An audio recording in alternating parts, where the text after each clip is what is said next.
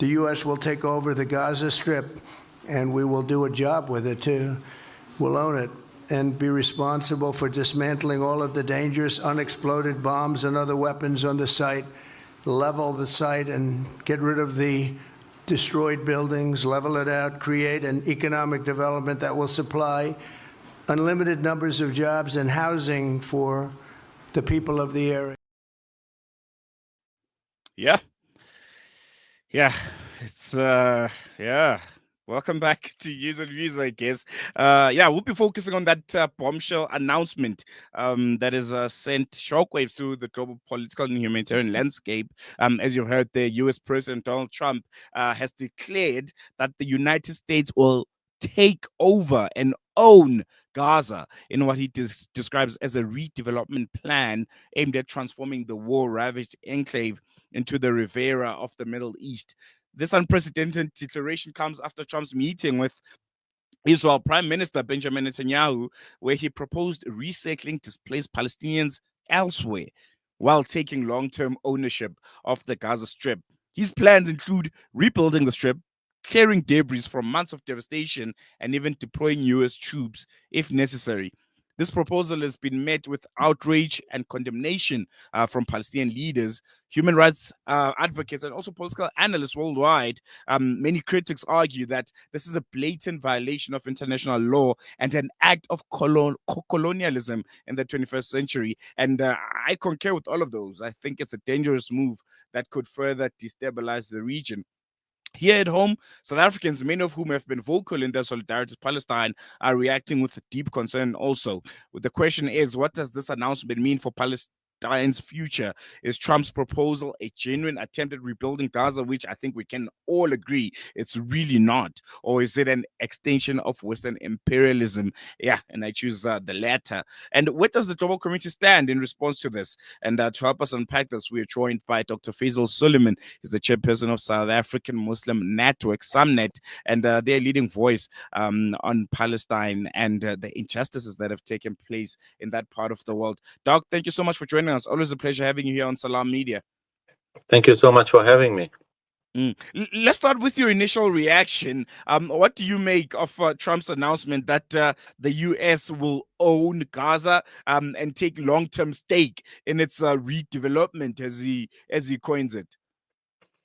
Yeah, if it wasn't so dangerous and absurd, it would be laughable and comical. True. Because that's exactly what it is. But he said we were in his press conference with Netanyahu. He said we will do a job with it.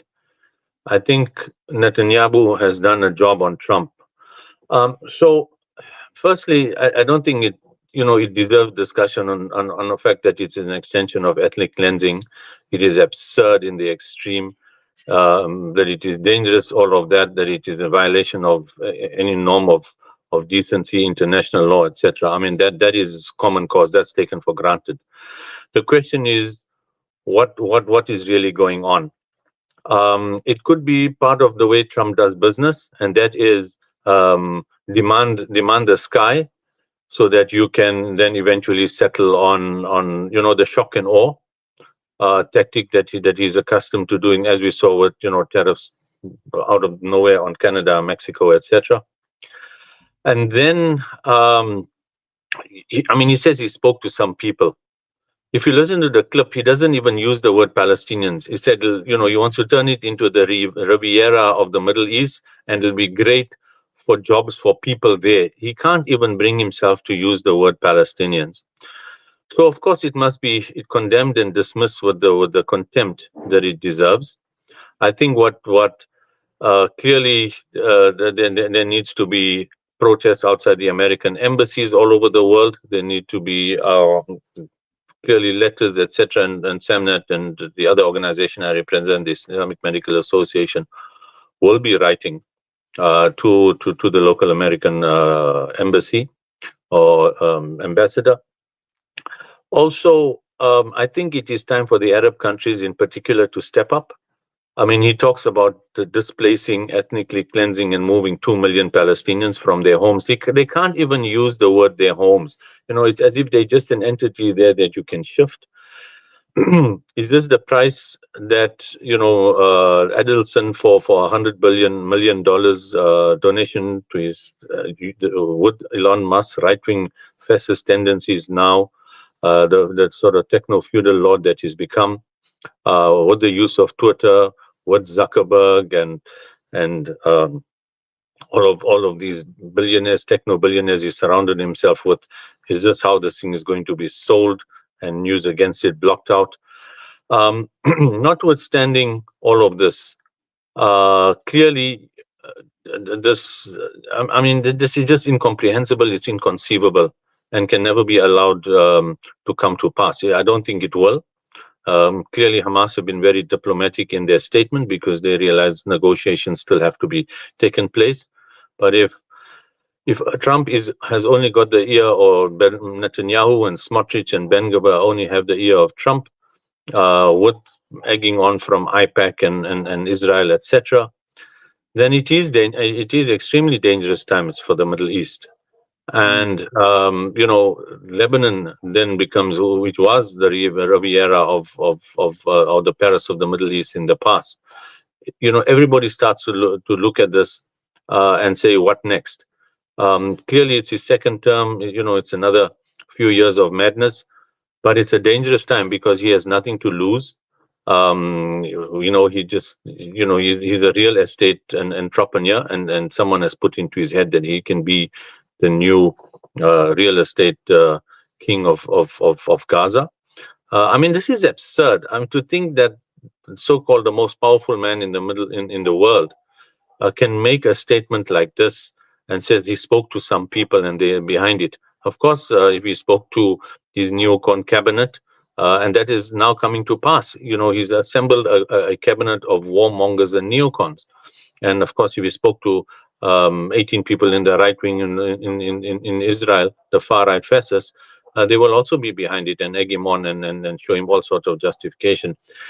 The question is not Trump. The question is what we do, what the world does, and particularly, as I've said, it is really, really time for those Arab countries to step up. And if the writing's not on the wall for them with statements like this, then I don't know what it is. If brutal ethnic cleansing massacre of thousands of people whose bodies still haven't been recovered from the rubble, genocide on a large scale, documented live, hasn't woken up the Arab countries, then maybe self-interest must now make those Arab leaders wonder what is their future within their own populations, and of course in terms of becoming annexed by another crazy US president in the future.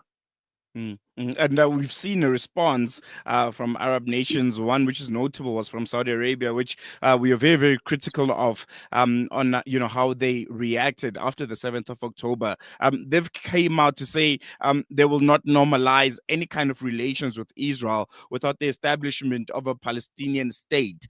What do you think of this response? Do you think it's a move in the right direction? Are we starting to see little green shoots of actions from the Arab nations? I don't know what to make about Saudi Arabia.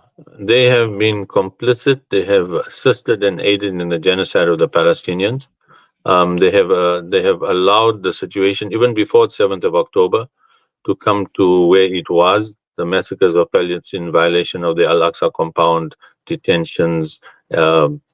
We know what's happening in the West Bank, in Jenin, etc. even now. And the Saudis have been complicit in that. They have normalized behind the scenes. They have been the ones that have urged the other countries to normalize. They spent, a number of billions with Jared Kushner to invest in Israeli companies, the Saudi fund. So it's not as if they've done anything in the past 50 years after the 67 war to help the Palestinians. So I'm very circumspect about what Saudi Arabia says, because one doesn't know what it's doing behind the scenes. They just, a couple words from Trump, and Saudis buy 600 billion rand worth of dollars worth of arms. A few years ago, in his first presidency, they bought $500 billion worth of arms.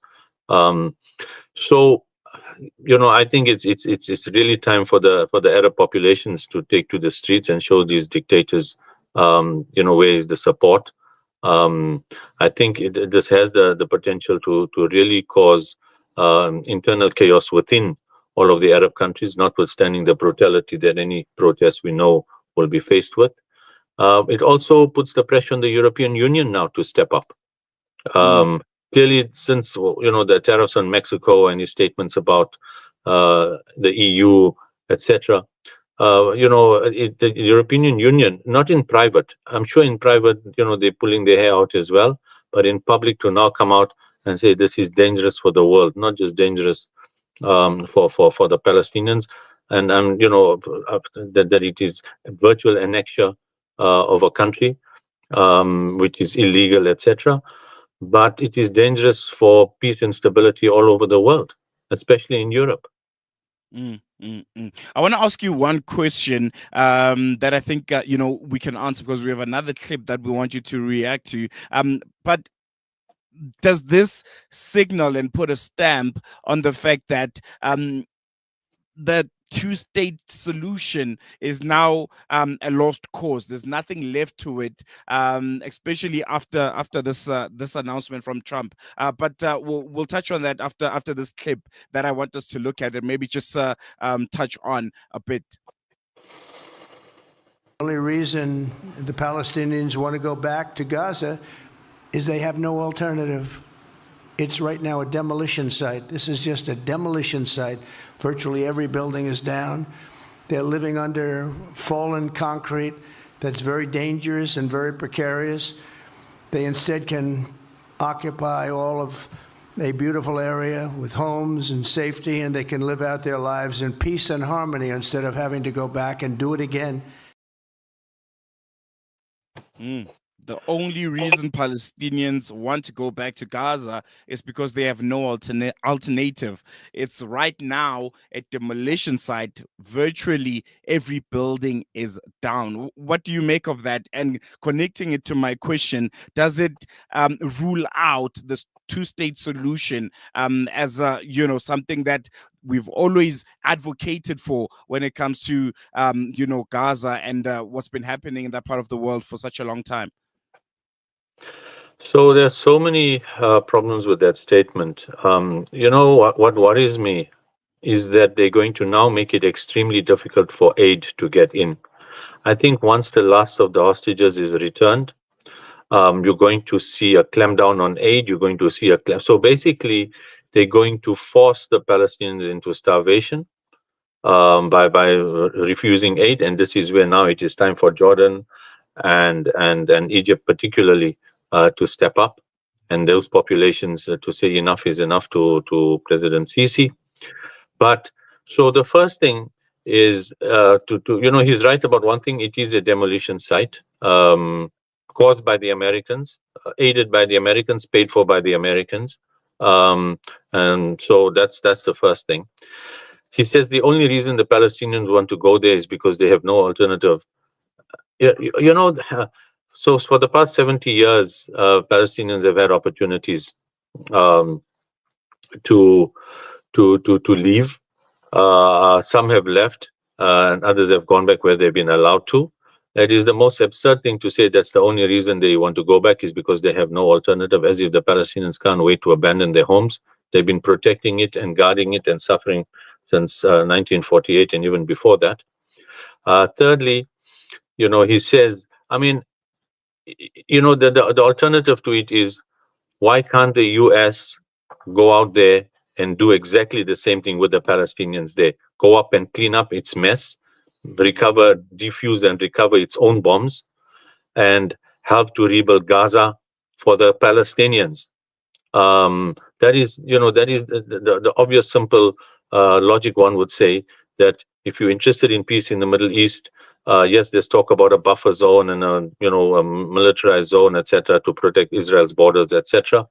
That is a separate question. But in terms of now, that is when I listen to that, my greatest fear is that they're going to ensure that the Palestinians get no aid, no equipment to rebuild, no supplies, etc., to force them into starvation and suffering, and therefore force them to want to leave.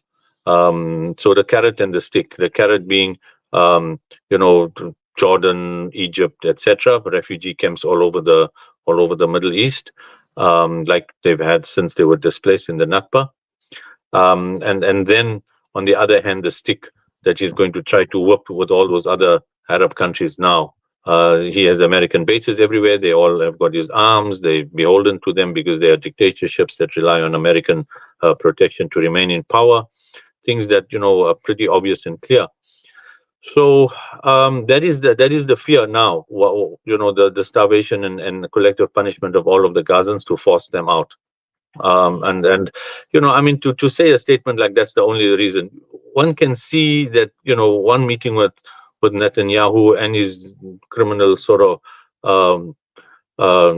Netanyahu is a genocide war criminal awaiting prosecution and arrest.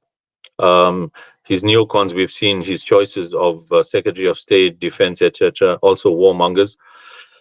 So these are extremely destabilizing, and even if it is just part of a shock and awe tactic that he's accustomed to doing, it is extremely unstable, destabilizing, dangerous in the extreme, and it should really wake all of us up and galvanize us. Importantly, this needs to galvanize the international community, galvanize Palestinian supporters across racial, ethnic, religious grounds into mass demonstrations, into flooding the American embassies with protests, letters, etc.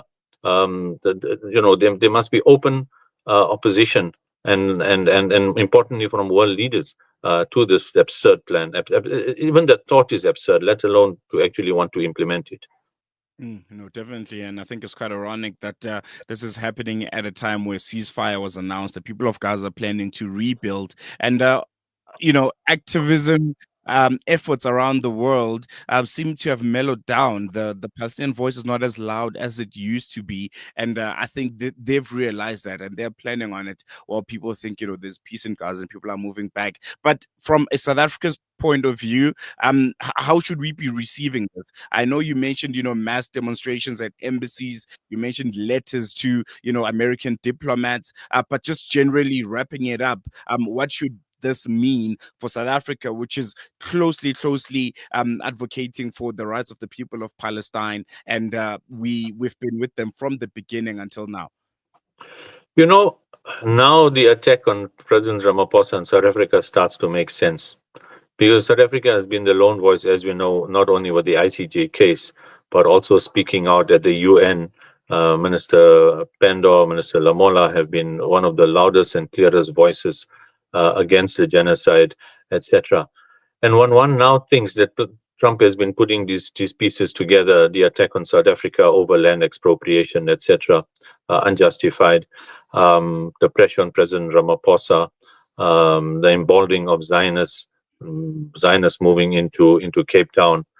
And when I start to think along those lines, he has to put pressure on all of these other countries so that the price they pay is silence on what he wants to do in the Middle East, even if it doesn't mean turning it into a Riviera, but starvation and restriction of aid, etc., all sorts of obfuscation, not letting health personnel go in, blocking the borders, etc.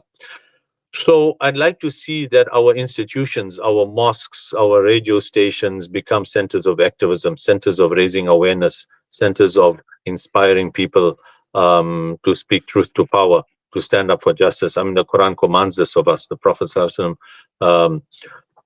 was an agent of social change. That's what his mission in Medina started off. So that is what we need to do. In addition to going to social media, going to as we have said, the press, etc., to speak out against this. I think people now need to. You mentioned, yes, there was a lull, of course, and that was the danger we spoke about. That when the media attention focuses on Trump and on Ukraine and everywhere else, on his tariffs, etc., that it would give the Israelis even more license to, without the media spotlight, continue ethnic cleansing, what we've seen happening in the West Bank, in Jenin, etc.